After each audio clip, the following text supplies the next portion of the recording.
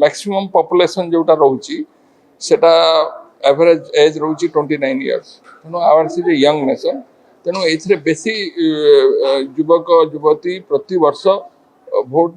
दाता भाव में सामिल होती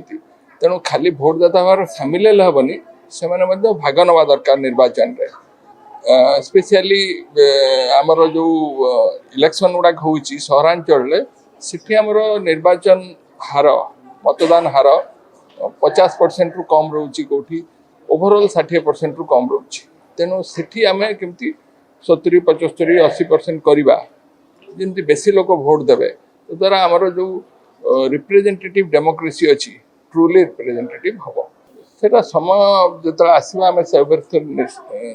माने निष्पत्ति नवा तेणु एबेठारु कहवाटा संभव प्रिपेरेशन आरंभ होम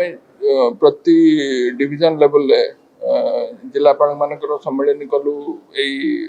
10-12 दिन भितर करचु एवं तेणु काम आरंभ करने